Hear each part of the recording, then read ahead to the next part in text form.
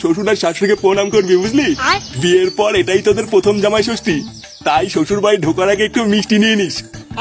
ওই তো বলে শ্বশুর বাড়ি আবার মিষ্টি। কি বললি? না কিছু না। দাদু আমাকে কেমন লাগতে?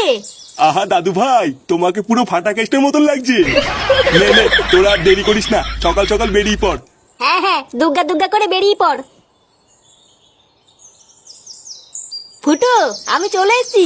তোরা সবাই রেডি তো? হ্যাঁ হ্যাঁ, ওরা সবাই রেডি। ফুটো এখন শ্বশুর বাড়ি যাবে। তুই বেশি না মারিয়ে লেওড়া তুই তোর বাড়ি যা। এই মেরেছে। বাড়ি যাবো কেন কাকু? বাড়ি যাবি কেন মানে? লেওড়া তোকে আমার গাড়ির ভিতর ঢুকবি নাকি? হ্যাঁ, তোর না এখন বাড়ি দা, আমরা এখন দাদু বাড়ি যাচ্ছি। আরে বাবা ফাটা, আমিও তো যাচ্ছি তোমাদের সাথে। কি হয়েছে? ওদের সাথে যাচ্ছিস মানে? হ্যাঁ, ল্যাংচা ঠিকই বলেছে, ল্যাংচাও যাচ্ছে আমাদের সাথে। ল্যাংচাও যাচ্ছে মানে? এই শুনে বাচ্চা কেন যাবে তোদের সাথে? তোর কি বুদ্ধি চুদ্ধি সব গাড়মারা হয়ে গেছে নাকি? অত কিছু জানি না, আমি যখন বলেছি ল্যাংচা যাবে তার মানে যাবে। চল ল্যাংচা, তুই আমার সাথে চল।